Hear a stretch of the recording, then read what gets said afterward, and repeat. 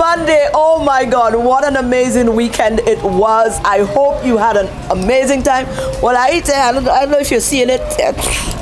I ate and I ate and I ate it. Let me tell you something. I indulged fully. You understand? Let me tell you what though. Unfortunately, listen, we had so much fun that my camera guys wasn't able to edit until tomorrow. I'll go get some good footages of what happened over the weekend. But this morning, let's first tap into the news desk. And when we come back, we take a look at Dr. Tanya Bobra and her new initiative.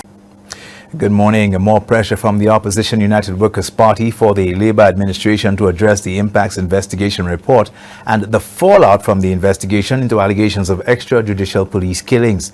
At a round-the-table discussion recently, the United Workers' Party sought to dissect the impacts matter and the current administration's way of dealing with it.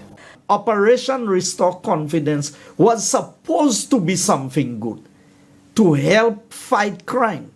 But if the allegations of Labour Party's own report of impacts, if the allegations have any merit, then it got contaminated by politicians somewhere along the way.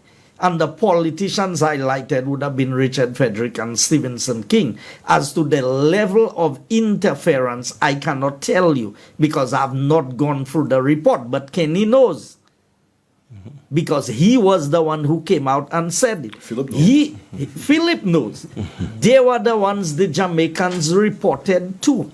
So given where we are, it is a situation where we are not only concerned about the criminal activity by known persons involved in criminal activity out there, but within the sphere of the cabinet and the government and the office of the Prime Minister, we are seeing corruption and criminal activity. Successive governments have blamed each other for the fallout from the report and the police operation that gave rise to it. Prime Minister and National Security Minister Philip Pierre has been criticized for a recent statement that the impacts matter is, quote, not my baby, end quote. The opposition United Workers' Party, meanwhile, continues to question the reasons for the dissolution of the police canine unit and the failure by the Labour administration to reinstate it. The UWP is adamant that the unit is even more crucial given the proliferation of illegal guns and drugs on local streets. At a press conference last week, the UWP referenced two recent instances of contraband being smuggled into the country to question how much more might have been intercepted had the unit been active. I want to ask the SLP, why did you worried about the crime situation in St. Lucia? Why did you stop the K9 unit from operating to help in the tracking down of drugs and illegal firearms that was coming into St. Lucia? Now, St. Lucians, this is for us because it is evident that this government does not care about our well-being. Ask yourself, from the fridge that was, the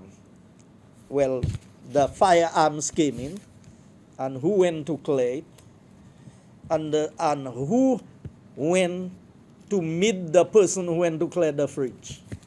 Let's not pretend that we don't know what is happening in St. Lucia. Of more recent times, the barrel.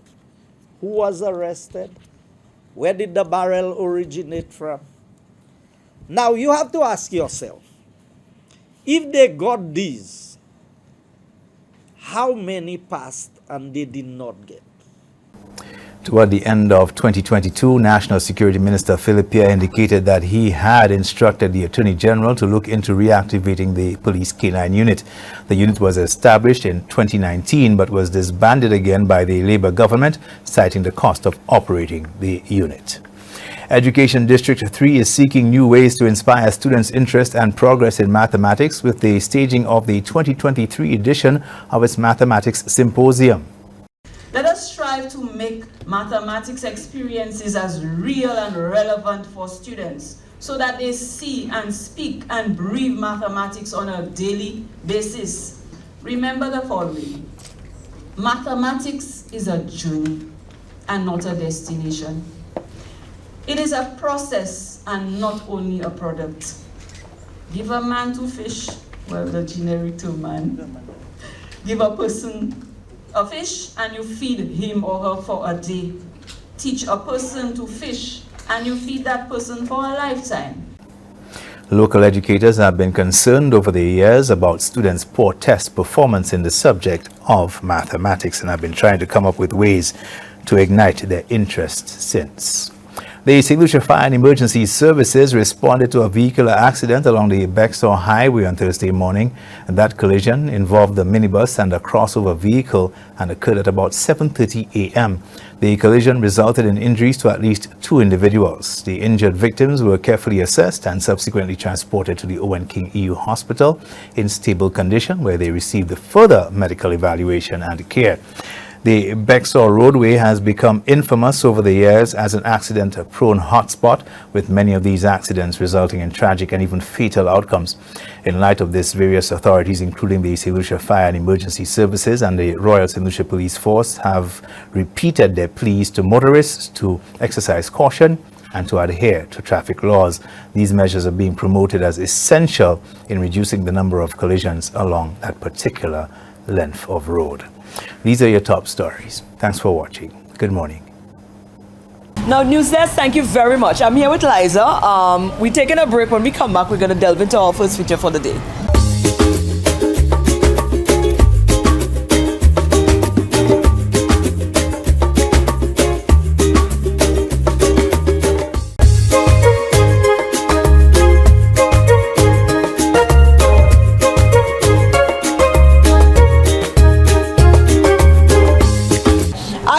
I'm in arms here with my guys, but it's all good. You understand? I'd prefer we do something complete than we do something rushed. So let's take you into our first feature for today. We popped in to Dr.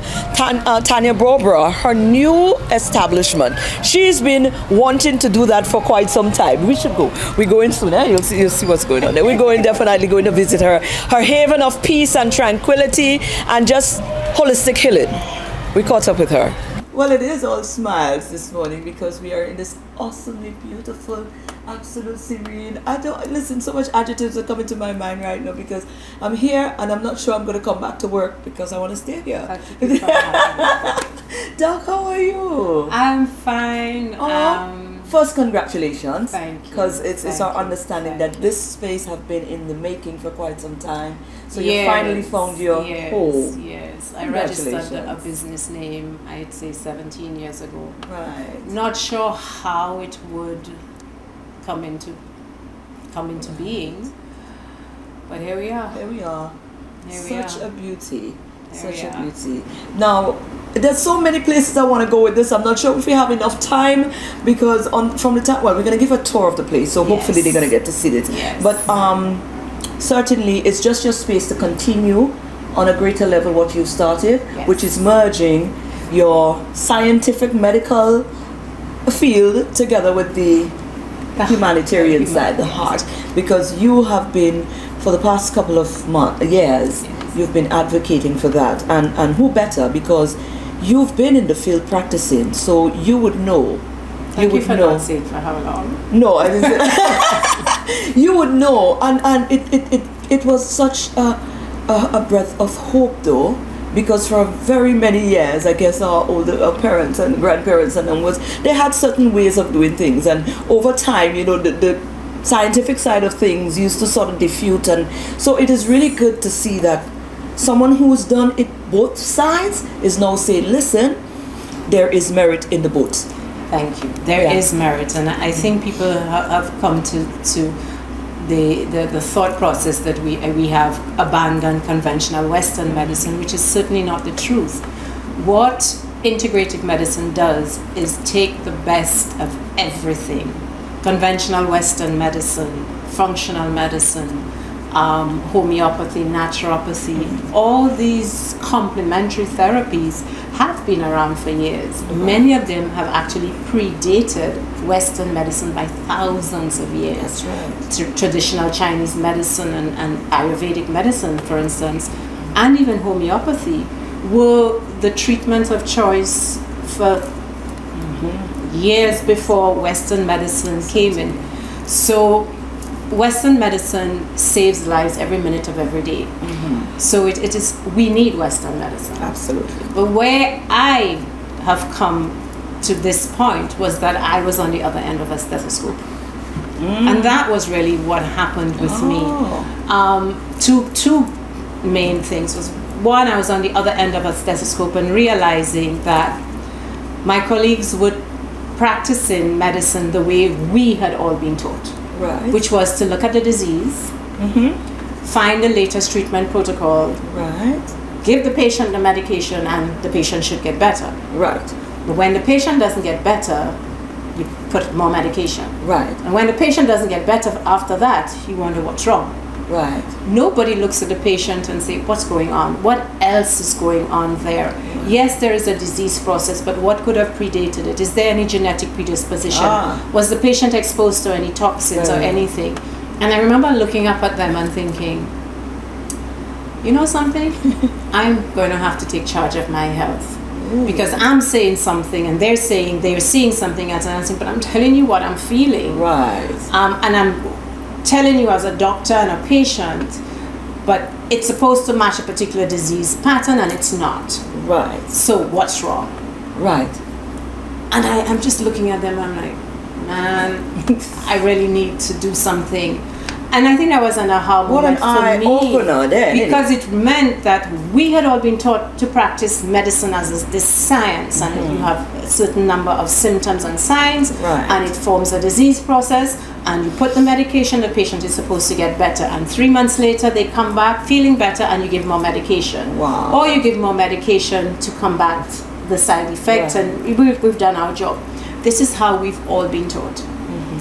And when I was the patient, I realized, but I had been doing that. I had been Yes. taking the medication. Okay. And I'd been taking everything, and I Right. still wasn't getting better. Right. So what was the problem? Okay. So I had to find it. And literally, functional medicine fell in my lap. I can't even begin to tell you how I found it. I just know it fell into my lap. And I realized that I had to find the cause. What was the reason why I was having that? And it turned out that I had burnt out. Duh. Oh, that's why you speak so much about it. Okay, So it turned out now we're that getting I had somewhere. burnt out. Okay. And as a result of that, I was not responding to the treatment. what would have normally worked. Right. All right. So I went on this journey of healing my body and my mind and my soul, Yeah. with a functional medicine doctor who herself had gone through burnout. Ah. And she held my hand and she says, honey, this is going to take you at least 3 years for you to get back to feeling anywhere near you again. And I looked at her and I thought, I'm young, Yes, yeah. you know, I'm fit, I can do it. And it did take me a while, and then I burnt out right after because I felt so good. I pushed. You've gone and back I went. into the And same then I- routine. So that is one reason why I'm so passionate about this.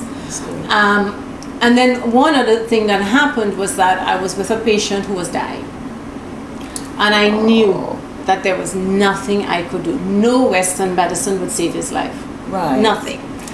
And his feet were starting to get cold, so I started to massage his feet because I can't give you an injection, I can't give you medication, no IV will work.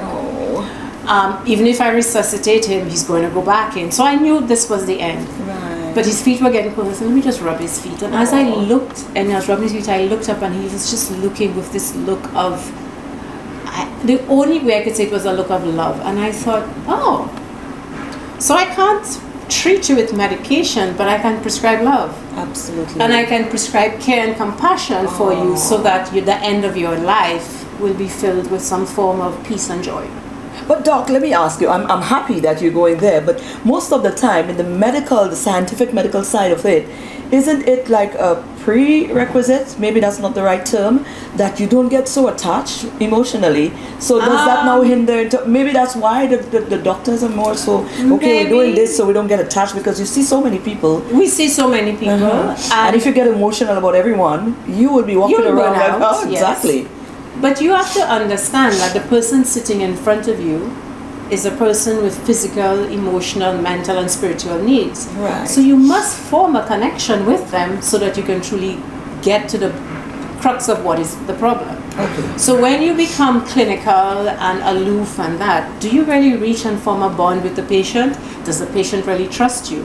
Right. You know, And I think for you to heal, there must be a connection between the both worlds. And as much as we say we want to be detached, there must be a form of attachment, because this kind of intuitive attachment is what allows me to really get to the bottom of it. Sometimes the patient will sit here and I'll say, yeah, you're not telling me the truth, or the whole truth. Tell me what really some weeks ago. Because the patient thinks they have to say something, and I said, okay, I'll let you say it, and then after I just smile and I look at them and I say, okay, so tell me why you're really here.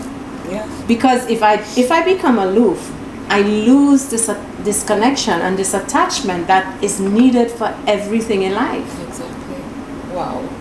So if we don't form this attachment with the patient, I'm not saying we're going to get emotionally attached and I'm going to cry. Yes, and I will tell you, I have cried many times because I've had to give a diagnosis or because a patient died. Oh. But I don't think there's anything wrong with that. Right. Because I'm human. You're human. And I do not want to use my humanity for this job. Oh, yeah. At the end of it, at the end of the day, I'm human. Mm-hmm. And I will feel joy, and I will feel sadness, and I'll feel hurt and betrayal, and I'll feel all the feels. Right.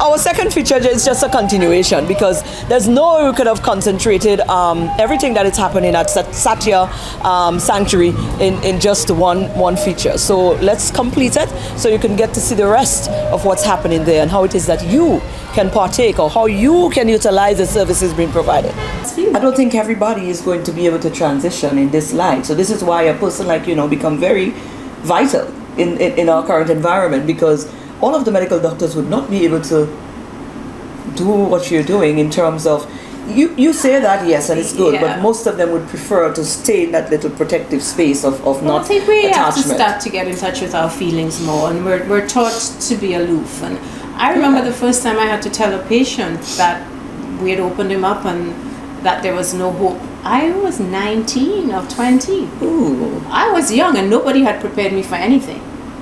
And I still to this day can picture this man sitting in front of me, a fit 50-something-year-old man. And you having to tell him that. And the doctor decided, well, he ain't going to want to do it, so guess who's going to do it? Oh, the medical student is going to do it. The newbie. And I had to dig deep and find some way of telling him the truth with as much compassion and care as I could have. And that is when I realized that, boy, this job is a serious job. Mm-hmm. This is we think that it's fancy and we're going to have all the accolades and we're going to save all these lives. And the truth is we do save lives, but there are many times when we don't.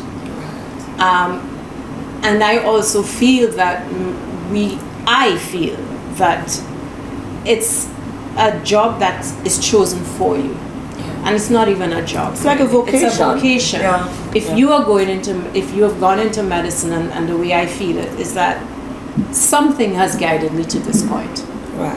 And it's a connection with something greater than myself, and it's also a deeper connection with something within myself that has allowed me to get to this point and to see medicine in this way. It brings me immense joy. It brings me immense sadness. Brings me mucho frustration, but I show up every day. Exactly. Every single day I show up here. And now that when I walk into here, knowing that the SATYA Center for Functional and Integrative Medicine is finally here, yes, I smile. I still walk into this office and I smile. I look at my butterfly and I smile, and I sit there and I look at my lotus, and I'm looking at this that says, "Quiet the mind and the soul will speak." And I spend a lot of time here looking over patients' notes, thinking of what new treatment protocol for them.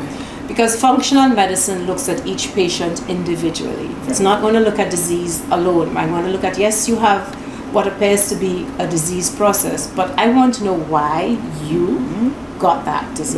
Right. So I could have 5 diabetics in front of me, But each one of them will have gotten to this point either because of lifestyle, it could be genetics, it could be stress, it could be a number of reasons why they got to that. So if I just give them medication and don't address the reason and the root cause, then or maybe their current state of mind and everything current state as well. of mind, maybe their job. Yes. People are exposed to toxins that are actually, and mold, which will actually predispose them to certain diseases. Okay. So you need to do a really intense history, and we look at the tests. We do the same tests that everybody has, lab tests. Right. We sometimes do extensive tests that show us, other things, which I love. But functional medicine, in my opinion, people call it medicine of the future, and I say this is medicine of the past, which we'd forgotten. Because we study things like biochemistry and physiology and all of these things, and then we come in and all we do is practice pharmacology. That's right. There you go. And we forget the biochemistry. So it's like a puzzle. Each patient is a puzzle, and I put when I look at the labs, I say, okay, this is going to happen, and this, and you put it together, and I can tell them the story of what's happening in their day because of what I'm seeing. And one patient said, "You spying on me after hours or what?" I said, "No, but I can see based on that you're waking up at this hour and this is happening, and then you're crashing at this hour." So it is a joyful experience. Well, it is the past, but it really is where we're supposed to be going back now in the future if we were to make sense, because the fact that you're able to bring all of the elements together, you're going to be effective. Medicine. It's going to be more effective. This is the medicine for our times. That's right. And COVID showed us that. Right. In the beginning of COVID, we pushed all of what we thought we knew in science. And we pushed too much sometimes. And then now people are realizing that some of the complementary therapies, we didn't address the mindset of the people. Right. We didn't address the stress that they were under. Now we're seeing the impact of the 3 years of pandemic stress on people. We're seeing diabetes and heart disease and mental disorders and burnout. Right. And I think it's because of the prolonged stress that we experienced during the COVID pandemic. Right. Well, we want to do a tour of the place. Of course, your doors are now open, so persons can book their appointments. The usual. You call the office. Right. So it's the same thing. If someone is not used to how to, why should they come to you? Like now, because now you're going beyond just the pharmaceutical side of things. So why I have created that is, yes, I'm still writing prescriptions. I'm still doing everything that I was taught in the 80s and 90s. That dates me. But I'm also always doing new trainings and certifications in a functional medicine approach. So I've done it in women's health. I've done it in fertility and reproductive health, and I'm going to be doing other things. So I'm always trying to just up level broaden the scope of what we can bring to the table to help people. So for instance, in reproductive health, it's not just about getting pregnant, it's about preparing your body for that to process. receive a pregnancy, and once that pregnancy has been in there, to carry that pregnancy to term and have a healthy baby at the end, and then carry you after that. Because new mothers, new motherhood isn't easy. So I love the approach it's a full process. It's taking somebody from puberty on to the end of their life. It is being there for them. It is listening to what they're saying and listening to what they're not saying. Friendly setting. Right? And that is the intuitive part where you pick up something and you say, I think you have to say something else, or the tissues, and I'm like, I see a tear is about to come, so cry. And that's when the room that I'm going to show you comes in. And one of the reasons that I created the Soul Joy Sanctuary, what we call the Zen Room, is because we're always on. So we have two nervous systems, the sympathetic and parasympathetic nervous system, and we're always in this sympathetic fight or flight. We're rushing, we're busy, we're in traffic, we're trying to juggle work and home and everything, and we don't get the downtime. And when we go home, we're going to the second job of being parents to the children and homework and all of that. And then we remember, we need to respond to the email, or we Oh, need yeah. to check that, or we put on the news. Oh, so there's no downtime So for there's us. no downtime. And we're going and we're going and we're going. And eventually the nervous system says, I can't take anymore. And then it starts to shut down. And then people start to go into burnout. And burnout doesn't look like I'm just sitting here. Burnout looks like I'm just smiling and talking to you, but I'm exhausted inside, or I'm not focusing. I have brain fog. I have aches and pains and chronic headaches. My back is always hurting me. I just can't seem to find the energy to exercise. Burnout looks like a number of things. Wow. And so many people think, oh, I just have to be stronger, or I just have to get better, or something is wrong with me. And listen, when I show them that, listen, this is not in your head. This is real. As much as your labs look normal and there's no red, I'm seeing a pattern. And I think that you are either burning out, and just the relief that somebody's telling you it's not in your head, Right. that I do understand. I have been there, and the smile that you're showing me is not going into your eyes because you're so fatigued and so burnt out that that smile there cannot make it into your eyes. This is a lot. This is a lot. It's a lot. But it's certainly, I'm happy that at least we have the possibility of now exploring that Yes. depth. And I'm excited you. to be able to offer that to the community. Wonderful. We're going to take a tour of the place now, Yes. innit? Certainly. We're touring. We got to look at the place, you know. Yeah, we're you're gonna gonna have take to a see look at the the- place. We just the take some magical footage space. of the space. It's really nice.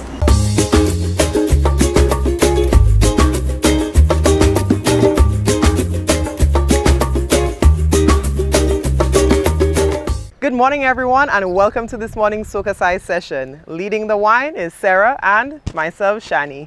Let's get ready to flaunt with the SocaCize. This morning, we will be doing a Bacchanal warm-up routine. Let's get ready to flaunt with the SocaCize.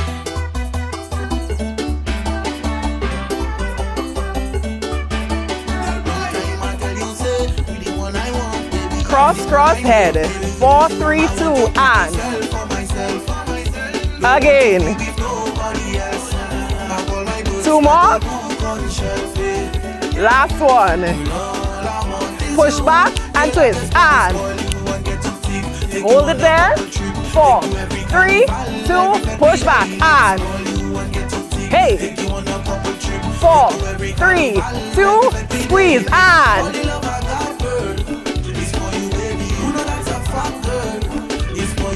4, 3, 2, 1. Drop it out.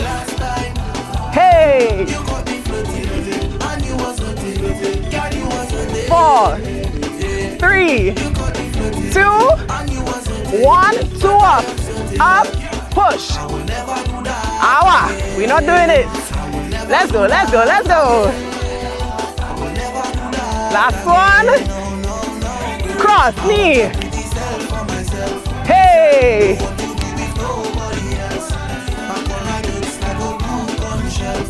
One more. Push. And. Hey. Hold it. Push, push.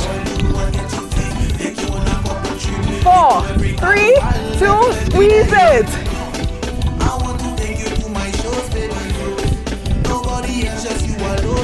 4, 3, 2, 1, hey.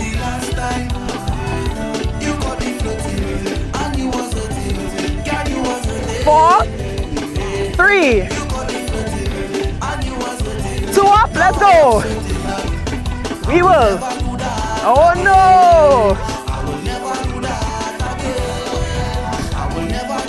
Last one. Cross knee. Hey.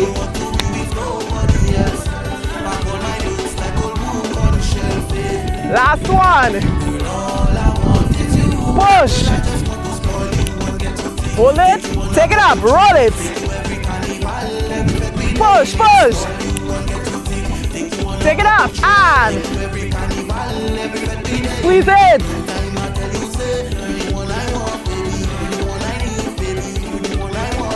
4, 3, 2, 1. Hop it out.